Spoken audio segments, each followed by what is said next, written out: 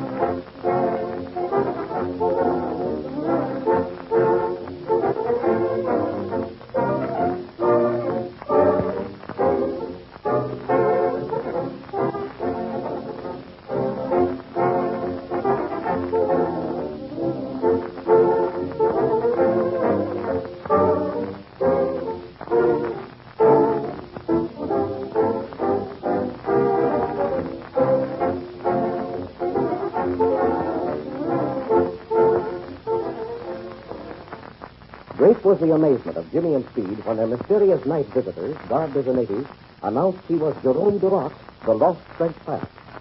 The boys, you'll remember, had flown to South China to hunt for him. Just beginning the search, they were led by Su Chi, Chinese cripple who had helped Jimmy in Shanghai, to a secluded village, which proved to be the lair of a desperate band of pirates, commanded by a woman, Sai Moy. Made prisoners and their amphibian taken away from them, the boys sought to escape. One afternoon, while the pirate fleet was in harbor, preparing to sail on a raid, a seaplane dives down for a landing in the bay. Fired upon by the pirates, it crashes. While pulling the stunned airmen out, they are amazed to discover that one of them is Flash Lewis, their old mechanic. Later on, close to midnight, as they are talking matters over, a lone knock comes at the door. Jimmy admits a stranger whom he takes to be a Chinese. Immediately, the stranger declares he is not a native, but is Jerome Duroc. There is a moment of stupefied silence. Listen. Jerome Duroc? Hopper and Catfish. You are Duroc? Certainly. I am Jerome Duroc. Oh, I just can't believe it. Nevertheless, mon ami, it is true. I am Duroc. But where have you been? Yeah, the Johnson chicken liver. Tell us where you come from. Little sit down, gentlemen, and I will tell you the old story. Boy, and we certainly want to hear about it. Well, just so that we get things straight, start at the beginning and tell us everything. Oui, Monsieur Robertson. I will start at the beginning. You see, I was on my way from indoor China to Shanghai. Naturally, I stopped at Hong Kong for Esson. Yes, we knew you'd stop there. I stayed the night at Hong Kong and left the next morning. It was a beautiful day. The sun was shining. There was very little wind blowing. In fact, the weather was perfect. Yes, we knew weather conditions were good. And from that, we figured that you wouldn't be very far off your course. That is true.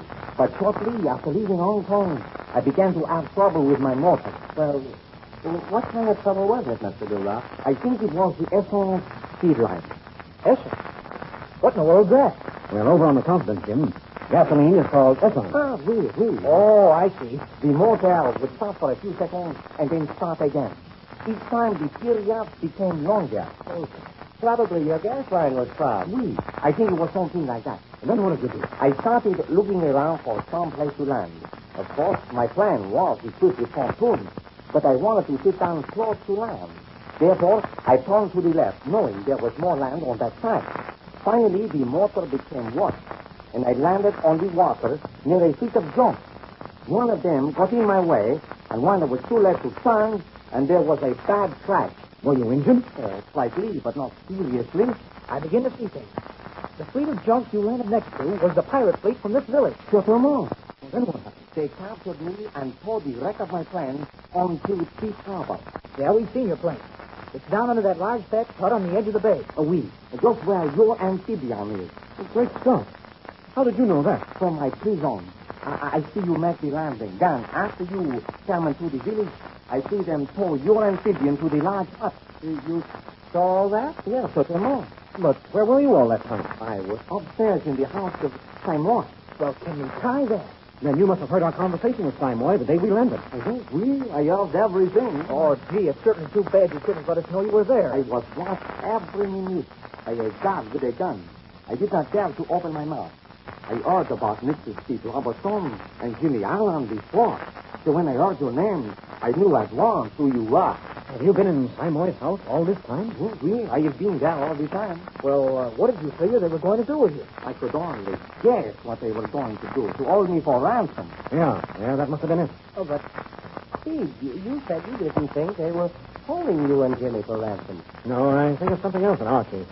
So if your theory is right, Speed, there are certain people who perhaps wouldn't want Mr. Duroc in his coming race either. What did you say, Monsieur Allen? You see, Mr. Duroc, it's like this. There is evidently some European aircraft manufacturer who is trying to get the exclusive on all of China's aviation business. This manufacturer, through his representative, induced the Chinese government to sponsor this efficiency race. And Jimmy Allen and I have reason to believe that interests are at work to prevent any other planes competing that have a possible chance to win. Oh, I see. Seeing if that is the case, perhaps someone tampered with my Essence line at Hong Kong, huh? Yes, that's quite possible. But tell us, Mr. Duroc, how did you get up here tonight? Through a small window. I can look up and see your house. I see you come and go. Therefore, I know where you live. This afternoon, my God, tie my arms and legs. Then he disappeared. Maybe he went out with his fleet. Yeah, that must have been what happened. Many hours I worked to free myself. Finally, I succeed. I find these native clothing and put him on. Then when everyone is asleep, I slip out and come here. You sure pulled a good one that time. Well, we're certainly glad you came up here. We're figuring on making an escape. And we might have left without knowing you were here. No, that would have been a tragedy indeed. But now I think I should resound before my absence is discovered. Oh, why do that? Why not stay here with us? No, Jim. I think Mr. Duroc is right. If Simoy returns and discovers he is here, he may turn against us. As it is, he's our only protection from Jock Loon and his men. Yes, I guess you're right. Oh, but gee, we've got to figure out some way of communicating with each other. I can do the same thing again tomorrow night. You mean you can't if that guard doesn't stay with you all the time? Well, anyway, Mr. Duroc, you can bet one thing. We won't leave here without you. It's very kind of you, Monsieur Robertson. Kind, nothing. We're all in the same boat, and we're going to stick together. No, see. I go now. Well, good night. Goodbye, Mighty Mr. glad we Duroc. found you.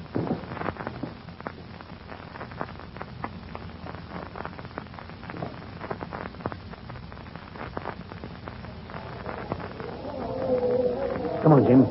Let's go up on the wharf. I want to see what's going to happen. Right you are. Judging by the impatience of all those people, the fleet must be overdue. What time is it now? Now, let me look. It's almost 12 o'clock. Almost noon. And didn't Simoy say they expected to be back early this morning? Yes. I wonder if something's gone wrong. Well, maybe they didn't get away with whatever they were trying. Oh, gee, I hope nothing happened to our Tom. He's a good kid. No, I hope not either. Say, listen, Jim. That's a funny-looking boat out there. Yes, I noticed it a little while ago, as it came through the harbor entrance. Why, it looks something like a houseboat on an American river. I think it's a small junk with a house built on deck. Well, it's coming right up here. Say, look at that. What? Well, there's a white man on the deck of that boat. You see? He's wearing a pith helmet. Protect his head from the sun. By George, you're right. Hey, come on, let's go down and meet him. Right, let's go. Oh, hello, Flash. How's everything up at the house? I left Santa with Mr. Landers. His fever seems to have gone down a little. Ah, that's swell, Flash. Come on, we're going over here to meet this boat. Okay. Whose boat is it? We don't know that, Flash. But we're going to find out. There's a white man on board. See? By golly. You're right, Steve. Hey, come on. The boat's touching the wharf. You better do the talking to that man, Steve. Right you are. Come on. Hello there. How do you do? This is indeed a surprise to find a white man here. What sort of a boat is that you've got? It's my mission boat. Mission boat? Are you a missionary? Well, yes, I am. My name is Alfred Johnson. What's yours? Well, my name is Steve Robertson, and this is Mr. Allen and Mr. Lewis. Howdy, pleased to meet you. I'm very glad to meet you indeed. Come out, my dears. There are some white people here. Hurry up, sir. Goodness gracious. 3 white men. Who's there? What in the world? Gentlemen, this is Mrs. Johnson and my daughter, Sally. How do you do? Delighted to know you. You're Americans, I take it? Yes, we are. We come from Sedalia, Missouri, and we're proud of it. Now, daughter. Oh, you should be. Mr. Robertson and I come from Missouri, and boy, we're proud of it, too. Goodness gracious, Alfred. They come from Missouri. Oh, pardon me, just a second. I wonder if you people realize just what you're doing. Well, I'm afraid I don't understand you. You may not know it, but you're putting your head right into the tiger's mouth. Are you talking about the pirates, Mr. Robertson? You know this is a pirate village. Oh, certainly, Mr. Allen. We've been here before. Do you know Simoy? You mean the Queen of the Pirates? Oh, yes, she's a charming person. Now, daughter. Well, she is, Father. You know perfectly well. She's allowed us to come here and look, hasn't she? Yes, she has, but still... She's a pirate. Exactly. But still, pirates can be nice. Pardon me, just a second. Do you happen to have any medical supplies with you, Mr. Johnson? Oh, yes, certainly. That's part of my work. I am a doctor. Oh, say, that's great news. I wanted to do something for us. Oh, we'll do anything we can, Mr. Robertson. We have a sick man up at our house, a pilot. His airplane crashed here yesterday. He's had a bad arm, and last night he developed a fever. I'll go up and see him at once. Sally, run in and get my bag. Oh, well, thanks. Thank you ever so much, Mr. Johnson. Miss Sally and I go along, too? Why, certainly, Mrs. Johnson. Mr. Landis will be glad to have you. Oh, here, Flag. You take Mr. Johnson and his family up to the house. Jim and I are going to stay down here for a few minutes. Right, Steve. We'll see you later, Mr. Johnson. What's that? Come on, Jim. Let's get up here on the horse. Okay. Footsteps. The pirate fleet's coming back in. Yeah, you're right. And look out there, Jim. Look at those junks. Hey, they're ripped and torn. Look at those net sails. Big holes in them. Oh, boy, they've been through an awful fight, I can tell you that. Hey, there's some junks missing. Yeah, you're right. The natives know something bad has happened. Just listen to them. Speed? They've been defeated, that's what. I wonder if Moy and Ah Tong have returned. Look, Jimmy, look. Some of those junks are firing each other. If I'm not mistaken, a mutiny has started.